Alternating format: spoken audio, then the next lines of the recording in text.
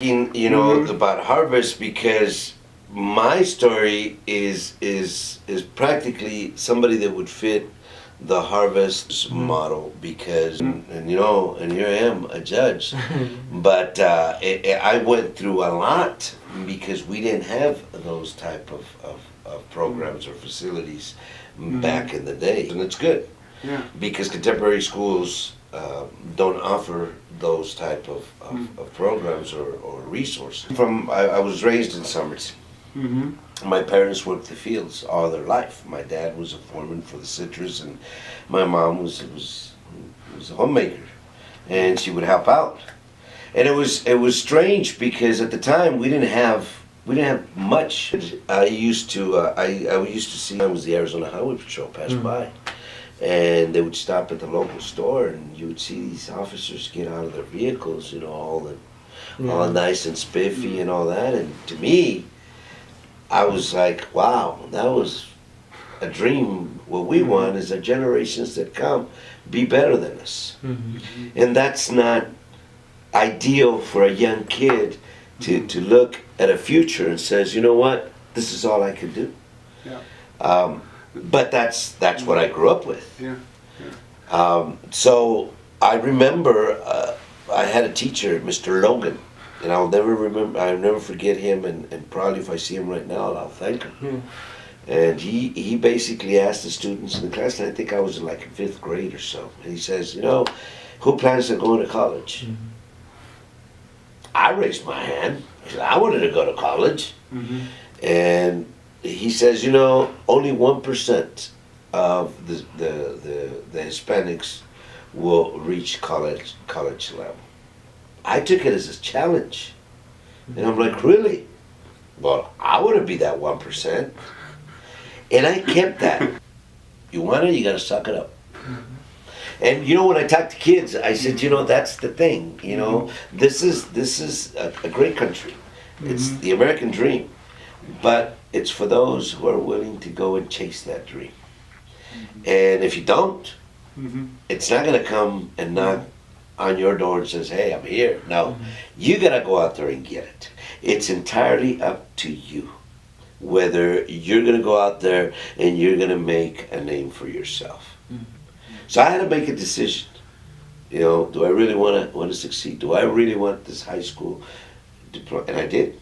If I would have had, or at least my generation would have had, those type of programs back then, you know, our struggles would have been a lot less. Our struggles would have been a lot easier. And so it's not whether you can make it or not, it's whether you could push yourself to get to that point. And it comes to a level of integrity, discipline, and perseverance. And that, but we're offering a program to these students that we didn't have back then. So you up the game a little bit more. As long as you have a dream, as long as you have a goal, you know, I've always said that the biggest threat to fear is hope. As long as you have hope, there ain't no fear in anything. But it's character. And all they need is one person to believe in them. Two things happen when you reach success, or when you become a politician, or whatever the case may be. Two things happen. Either you grow with the position, or you swell with the position. You know, and I think this program, it gives back the responsibility to the students. If you want to succeed, we offer all these resources in its entirety. There is no excuse why you should fail. If I gave you a handful, but No, that was awesome. Yeah. Would you want to can it all in a way, in a handful, just you mentioned, like, they don't want to admit that they've done something wrong, but what would you be able to say in just a few sentences, like, why somebody should think about the options that Harvest could provide to them, so that they could see, oh, I don't have to admit, I'm not admitting I'm a failure or anything like that. I'm just taking responsibility for my life, and I can Well, look at Harvest as it's like, you know, I do marriages. I marry people, and the first thing I tell them that this commitment is between both two individuals, and what makes it work, it's going to be up to those individuals. If they say, you know, your wife tells you what to do and you do it, and if it works for you, so what? And that's why it was very important to understand that peer pressure or friends really have to take a second seat. You know, it's up to that individual. So if you at one point didn't make it, for example, didn't make the team, it doesn't mean you're gonna quit. You know, because, and again, the millennials, what do? They're playing Nintendo, they're playing Xbox or whatever. You know, how many we times? train them to keep on the. How many times they lose? How many times they lose at that game? Yeah, several. How many times they get killed playing Mortal Kombat or whatever they play? But guess what? Every single time they turn the machine on again and they try again. And they try again. You know how they try again? Because now they learned how they lost the previous game and they try to up their game. And that's the thing. That's what Harvest will do. It's not that you failed. It's just that at that point you lost the battle, but hey, you could win the war.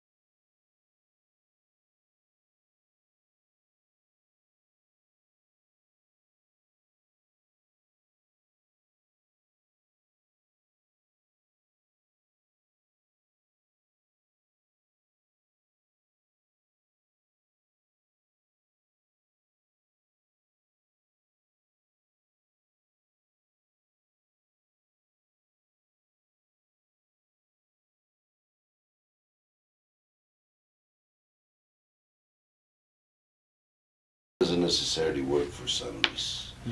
You need to understand that we live in a conformist society.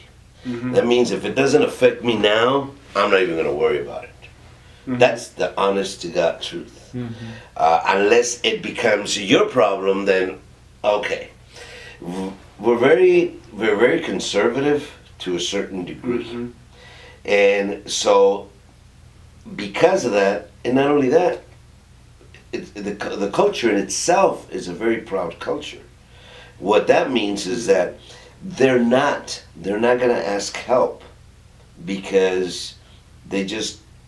It's not a good thing for people to know your weaknesses. So it's considered maybe asking help if a kid is thinking about, you know, if, like he was bullied, and if someone like Let me put it to you this way. you came out and said, you know, to Josh,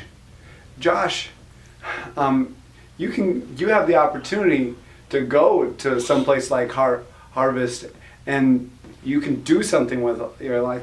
That's what I was thinking it would be awesome. Like if it would, but man, yeah. let me explain to you in different terms. I had a conversation. They invited me to talk to the students at PepTech, and I talked to the kids. First, and then I talked to the parents later at PTL. And so I'm talking to the kids, and you know, we're having a conversation, we're having a dialogue and all that, and I asked one important question to those kids. And I said, which of you could actually sit down and have a conversation with your parents? Sit down and tell them exactly what you feel, what's bothering you, and or something that you don't like about your parents. Which one of you is comfortable enough to sit down and sit and talk?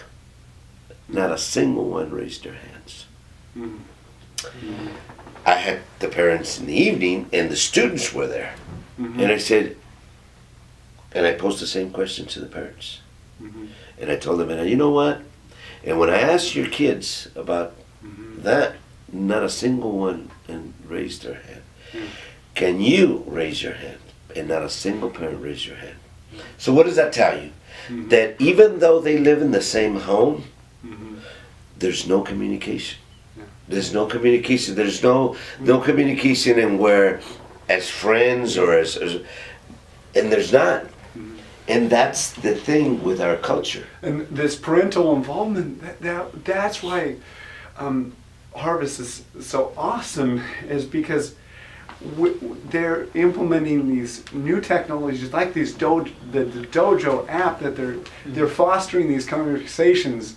Like, your teacher sent me this picture of you doing this, and that helps that conversation happen. And that's why one thing that I think what you're saying is when we see that again, it's going to be different. See, and